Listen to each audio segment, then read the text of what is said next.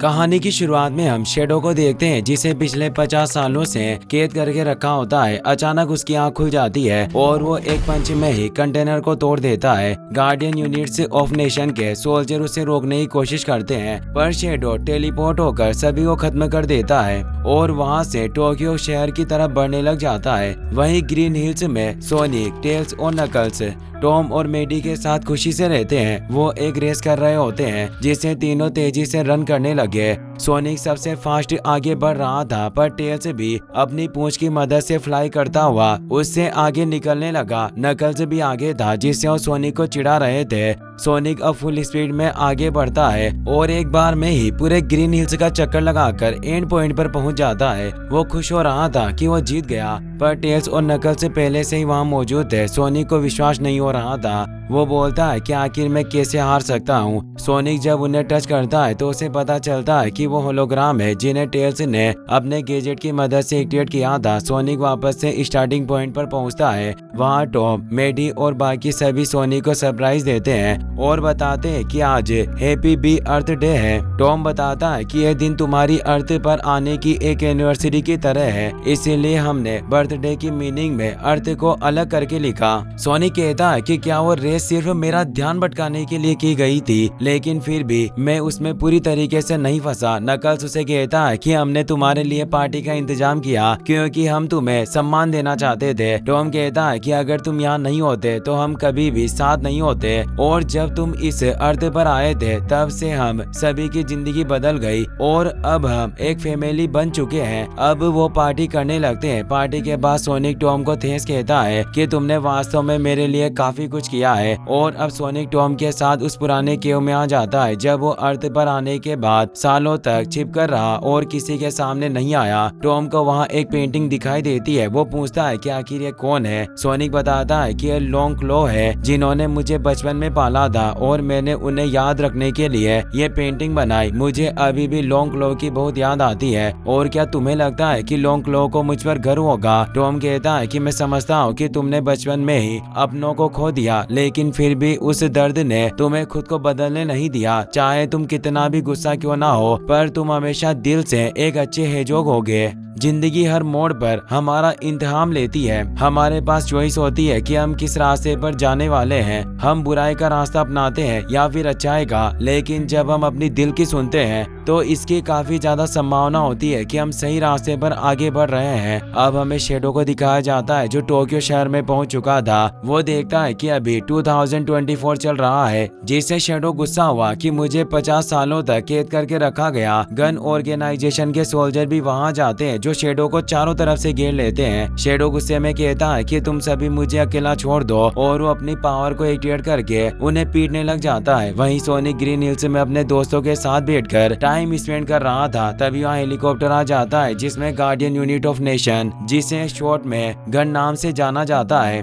उसकी organisation director Rockwell आई थी। वो सोनिक को बताती है कि अभी टोक्यो में एक बहुत ही बड़ी प्रॉब्लम आ गई है और मुझे कमांडर वाल्टर्स ने टीम सोनिक को लेने के लिए भेजा। कमांडर वाल्टर वही थे जिन्होंने गन ऑर्गेनाइजेशन बनाई। नकल्स कहता है कि हमारा नाम टीम सोनिक किसने रखा, पर सोनिक को यह नाम काफी पसंद आया। वो टॉम और मेडी से कहता है कि तुम खाने को फ्रिज में रख दो। अब टीम सोनिक लोगों को बचाने के लिए रवाना हो रही है और वो हेलीकॉप्टर में बैठकर वहाँ से निकल जाते हैं। टेलीपोर्टेशन रिंग की मदद से वो काफी जल्दी टोक्यो पहुंच गए। वो देखते हैं कि टोक्यो में एक तेज एक्सप्लोजन हो रहा है। वो तीनों फाइट के लिए तैयार थे। वो एक हीरो की तरह एंट्री मारते हैं। वहाँ चारों तरफ केओस मचा हुआ था। तभी शेडो उनके सामने आ जाता है। वो तीनों से देखकर हैरान हुए। सोनिक कहता है कि तुम कौन हो और मेरी तरह क्यों हो? शेडो बोलता है कि तुम मेरा टाइम बर्बाद मत करो और यहाँ से चले जाओ, इससे पहले कि मैं तुम्हें चोट पहुँचाऊं। सोनिक कहता है कि हम तुमसे फाइट नहीं करना चाहते, हमें आराम से बैठकर बात करनी चाहिए। शेडो बताता है कि तुम गार्डियन यूनिट्स ऑफ नेशन के हेलीकॉप्टर के साथ आए हो, इसीलिए मुझे तुमसे कोई बात नहीं करनी। नकल्स को गुस्सा आता है और उसे एक पंच मारने लगा, पर शेडो काफी फास्ट टेलीपोर्ट होकर उसे बुरी तरीके से पीटने लगता है। वो तीनों अब उसे लड़ने के लिए तैयार हो जाते हैं, पर अब शेडो टेलीपोर्ट होकर अचानक उसके सामने आ जाता है और उन्हें पीटने लगता है। वो सोनिक को पकड़कर ऊपर ले जाता है और पीटकर नीचे गिरा देता है। शेडो कहता है कि तुम सभी कमजोर हो और उन्हें वार्निंग देता है कि मेरा पीछा करने की कोशिश मत करना। वो अपनी बाइक लेकर वहाँ से निकलने लगा, पर सोनिक फुल स्पीड में उसके पीछे जाता है। वो उसके पास पहुँच जाता है और उससे बात करने की कोशिश करता है। शेडो उस पर फायरिंग करने लगता है, पर सोनिक उसके अटैक से बच रहा था। सोनिक उसकी बाइक पकड़ लेता है, पर शेडो से टेलीपोर्ट करके आसमान में ले आता है और एक बिल्डिंग के ऊपर रन करने लगता है। सोनिक ऊपर गिर जाता है, पर शेडो अपनी बाइक से लगातार आसमान की तरफ बढ़ रहा था और अब वो तेजी से नीचे आता है। सोनिक भी अपनी फुल एनर्जी में उसे पंच मारने आता है। उन दोनों का ये अटैक इतना पावरफुल था कि पूरे टोक्यो की लाइट चली जाती है। सोनिक की जब आँख खुलती है तो शेडो वहाँ नहीं होता और सोनिक हथकड़ियों से बंधा हुआ था। टेल्स नकल्स को लेकर वहाँ जाता है और वो सोनिक की हथकड़ियों को खोलकर कहता है कि तुम्हें अकेले एक्शन नहीं लेना चाहिए, हम तीनों एक टीम है। फिर वो तीनों आगे का प्लान बनाने के लिए चाओ गार्डन नाम के एक रेस्टोरेंट में आते हैं जो टोक्यो की एक फेमस जगह थी। अब वहाँ पर कमांडर वोल्टर्स भी आ जाते हैं। सोनिक उनसे पूछता है कि वो ब्लैक हेजो कौन था। कमांडर वोल्टर्स बताते हैं कि उसका नाम शेडो है और उसकी कहानी भी तुम्हारी तरह ही शुरू हुई थी, लेकिन जहाँ तुम्हें अर्थ पर एक परिवार और दोस्त मिले, वहीं शेडो केवल दर्द और नुकसान के सिवा कुछ नहीं मिला।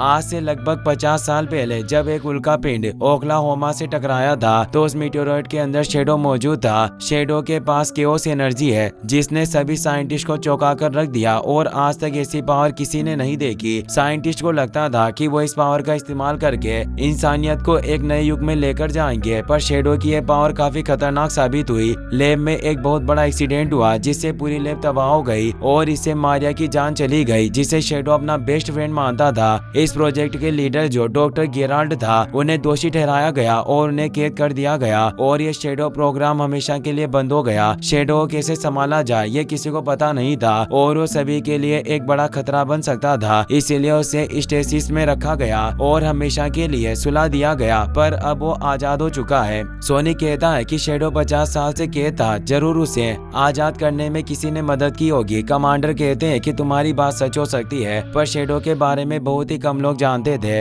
वहाँ अचानक से कई सारे एक रोबोट आ जाते हैं जो उन पर हमला करने लगे। सोनिक ने खतरे की भनक ले ली और सभी को नीचे झुकने को कहा, पर उन बॉम्ब की वजह से तेज एक्सप्लोजन होता है और उस एक ड्रोन ने सोनिक और उसके दोस्तों को पॉइंट पर ले लिया था। टेल्स कहता है कि आखिर ये रोबोट ड्रोन यहाँ कैसे आ सकते हैं, रोबोटनिक तो मारा जा चुका है। सोनिक और बाकी सभी को लगता था कि पिछले पार्ट में उनकी जो लड़ाई हुई थी उनमें रोबोटनिक मर गया, पर वो अभी भी जिंदा था। अब वहाँ पर एक बाइकर आता है, उसके पास भी गैजेट्स थे जिनकी मदद से वो सभी एक रोबोट्स को शॉक देकर खराब कर देता है। सोनिक उसे पूछता है कि तुम कौन हो, पर वहाँ से निकल जाता है। सोनिक अब कमांडर के पास आता है जिनकी हालत काफी खराब होती है। वो सोनिक को एक की कार्ड देते हैं। सोनिक पूछता है कि ये क्या है। कमांडर बताते हैं कि ये दुनिया के सबसे पावरफुल वेपन की चाबी है जिसे हमारे गन ऑर्गेनाइजेशन के द्वारा ही बनाया गया था और मुझे केवल तुम पर ही भरोसा है, तुम ही इस चाबी को सुरक्षित रख सकते हो। तभी वो अपना दम तोड़ देते हैं। अब वहाँ पर गन ऑर्गेनाइजेशन के सोल्जर्स आ जाते हैं, वो उस पूरी जगह को घेर लेते हैं। सोनिक अपने साथियों के साथ वहाँ से निकल चुका था। डायरेक्टर रॉकवेल कमांडर के पास लॉज को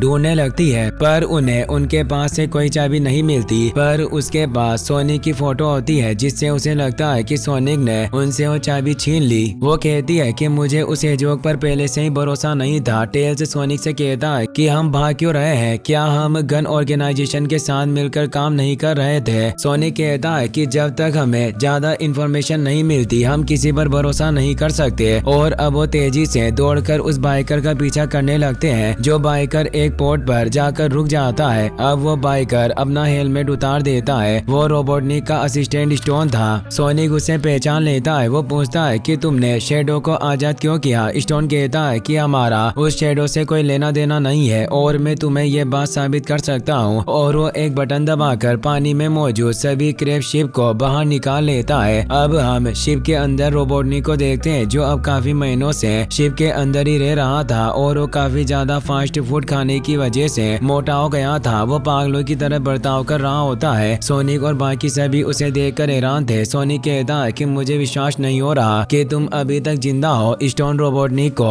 बताता है कि एक बहुत बड़ी प्रॉब्लम आ गई है, कोई हमारी टेक्नोलॉजी का इस्तेमाल कर रहा है जिसने आज रेस्टोरेंट पर एक रोबोट से अटैक किया। रोबोटनिक को इससे काफी गुस्सा आता है और वो बोलता है कि वो जो कोई भी है मैं उसे बदला जरूर लूंगा और अब वो अपने एक रोबोट की एनर्जी की मदद से उनकी लोकेशन को ट्रैक करता है। सोनी की टीम जब रोबोटनिक के साथ काम करने का डिसाइड करती है ताकि वो शेडो को रोक सके। रोबोटनिक बोलता है कि मैं सिर्फ एक ही कंडीशन पर तुम्हारा पार्टनर बनूंगा और वो सोनिक से एक हेयर मांगता है। सोनिक उससे हेयर दे देता है जिससे शौक लेकर रोबोटनिक को काफी अच्छा लगता है। अब स्टोन उसे तैयार करता है। वहीं अब हमें शेडो को दिखाया जाता है जो उस लैब में पहुंच जाता है जहां उसे 50 साल पहले रखा गया था। उस जगह से उसकी आदत जुड़ी हुई थी। उसे वहां मारिया का एक स्केटिंग शूज मिलता है और अब हमें पास का सीन दिखाया जाता है। मारिया डॉक्टर गेराल्ड की ग्रैंड डॉटर होती है जो अक्सर उस लैब में आया करती थी। शेडो एक डोम में बंद था। मारिया उसके पास आती है और उससे बात करने की कोशिश करती है। धीरे धीरे उन दोनों में दोस्ती हो जाती है और वो ज्यादातर टाइम साथ में बिताने लगते हैं। शेडो पर उस लैब में एक्सपेरिमेंट किए जाते थे जिससे वो अक्सर उदास रहता था। मारिया एक रात उसे चुपके से बाहर ले आई थी। वो दोनों साथ में खुले आसमान में तारों को देख रहे थे। मारिया शेडो को बताती है कि मेरे ग्रैंडपा कहते हैं कि इन तारों की रोशनी को अर्थ तक पहुंचने में कई साल लग जाते हैं और जब तक हम उस स्टार को देख पाते हैं तब तक वो स्टार असली में एग्जिस्ट नहीं करता। शेडो कहता है कि स्टार के गायब होने के बावजूद भी वो शाइन करता है। ये वाकई काफी शानदार है। मारिया पूछती है कि तुम किस स्टार से आए हो। शेडो बताता है कि मैं अपने घर के बारे में कुछ नहीं जानता।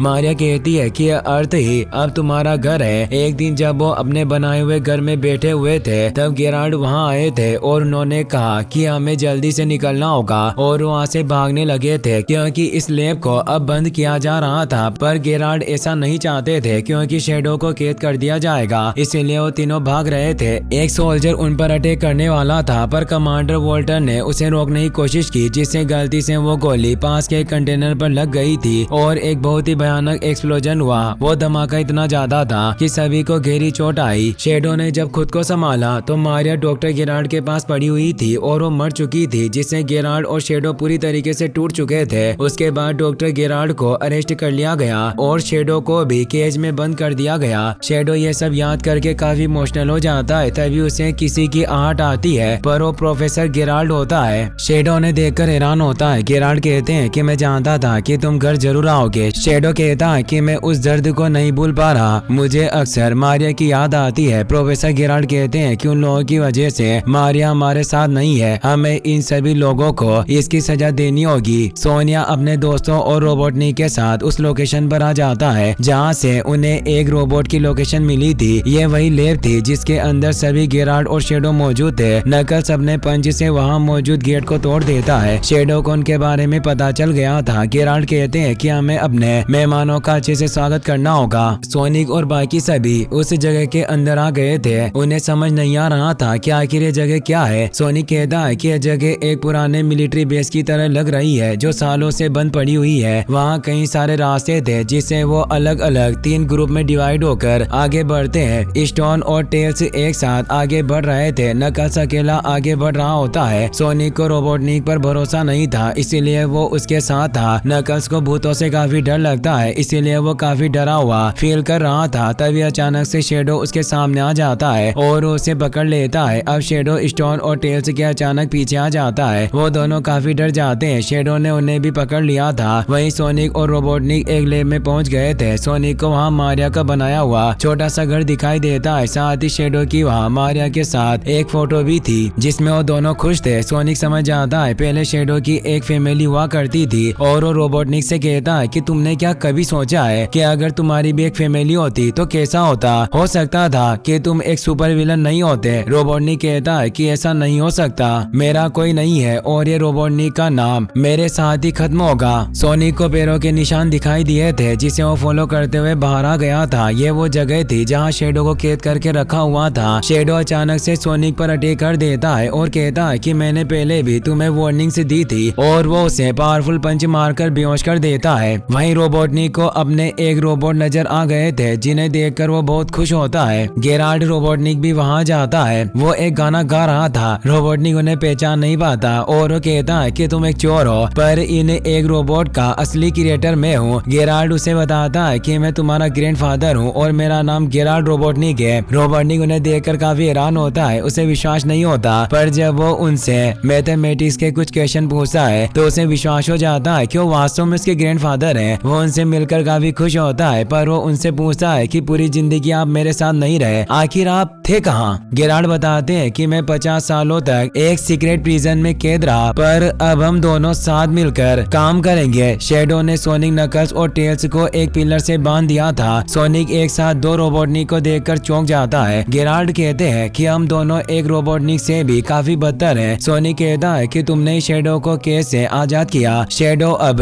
उनके पास मौजूद उस सीक्रेट वेपन की कार्ड को हासिल कर लेता है। शैडो बताता है कि गन ऑर्गेनाइजेशन ने हमसे सब कुछ छीन लिया और अब मैं भी उनसे सब कुछ ले लूंगा। गेराल्ड कहते हैं कि ये सब हम एक्लिप्स कैनन की मदद से करेंगे, जो मेरे द्वारा बनाया गया एक पावरफुल वेपन है। जब मैं जेल में था तब मैंने अपनी फ्रीडम के बदले गवर्नमेंट से एक डील की थी और उनके लिए मेरे ये एक्लिप्स कैनन बनाई, और ये दुनिया का सबसे पावरफुल वेपन है जो आज तक किसी ने नहीं देखा, और इसकी एक सिंगल स्ट्राइक से दुनिया के किसी भी कोने को खत्म किया जा सकता है, जिससे वो पूरी जगह बर्बाद हो जाएगी। और अब हम उस एक्लिप्स कैनन की मदद से ही गन हेडक्वार्टर को बर्बाद करेंगे। सोनिक कहता है कि वो वेपन काफी पावरफुल है, जिससे गन हेडक्वार्टर के साथ हजारों निर्दोष लोगों की जाने गई। गेराल्ड कहते हैं कि मुझे लोगों की कोई परवाह नहीं है, और रोबोटनिक को बताते हैं कि इस एक्लिप्स कैनन की दो की कार्ड है, एक हमें मिल चुका है और दूसरा गन हेडक्वार्टर में मौजूद है, और अगर एक बार हमें दोनों चाबियां मिल गई तो मैं अपने उस एक्लिप्स वेपन पर पूरी तरीके से कंट्रोल कर पाऊंगा। अब रोबोटनिक अपने क्रेव शिप को वहां बुला लेता है, जिनकी मदद से वो वहां से निकलने लगते हैं, पर शैडो निकलने से पहले वहां एक मार्बल बॉल को एक्टिवेट करके चला जाता है, जो एक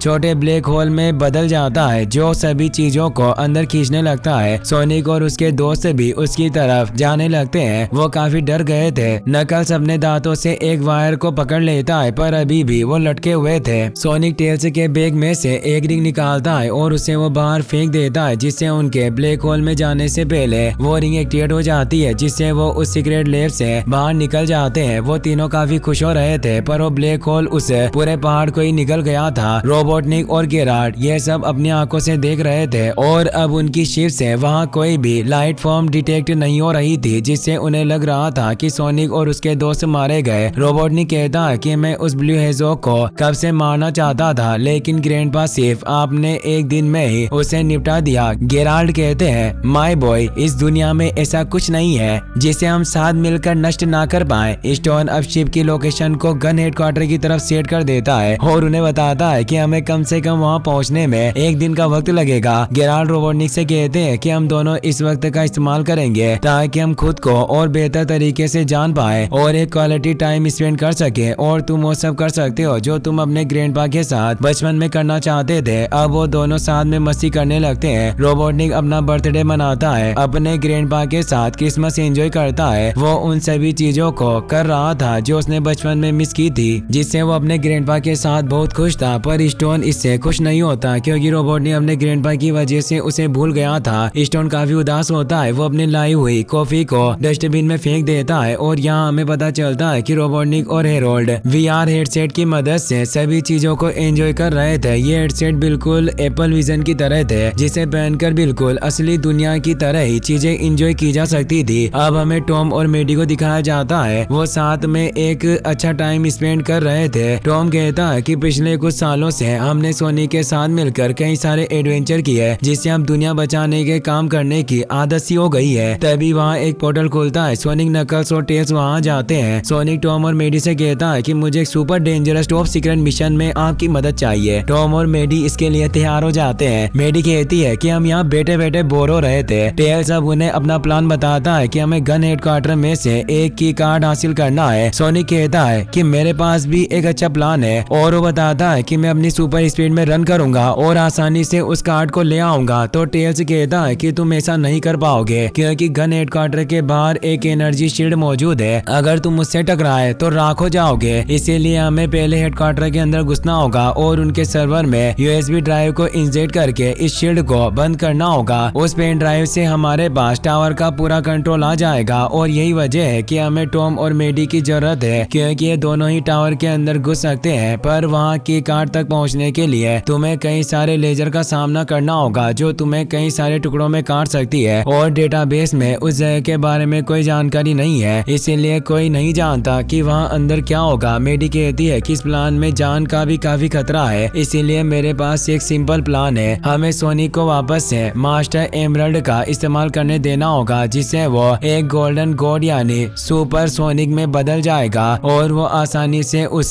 की कार्ड को हासिल कर सकता है। सोनिक कहता है कि हम ऐसा नहीं कर सकते क्योंकि वो मास्टर एमरल्ड काफी पावरफुल है और हमने एक दूसरे से वादा किया था कि कोई भी उसका इस्तेमाल नहीं करेगा, इसीलिए उसकी लोकेशन भी सिर्फ नकल्स को ही पता है। नकल्स कहता है कि मैं मास्टर एमरल्ड का गार्डियन हूँ और जो कोई भी उस एमरल्ड को मुझसे छीनने की कोशिश करेगा वो दुश्मन होगा। सोनिक टॉम और मेडी से कहता है कि तुम दोनों ने हमेशा मुझे सही रास्ता चुनने के लिए प्रेरित किया और टेल्स के द्वारा बताया गया प्लान ही सही रास्ता है। टॉम और मेडी भी मान जाते हैं। वहीं अब हमें लंदन के गन हेडक्वार्टर का सीन दिखाया जाता है, पर अब वहाँ रोबोटनिक शेडो और बाकी साथियों के साथ पहुंच चुका था और उन्होंने अंदर जाने की पहले से ही प्लानिंग कर ली थी। इसी के साथ इस मूवी का ये पार्ट यहीं पर खत्म हो जाता है। अगर आप इसका नेक्स्ट पार्ट भी जल्दी देखना चाहते हो तो मुझे कमेंट में जरूर बता देना और इस वीडियो का 10 के लाइक एम जल्दी पूरा कर देना। Thanks for watching.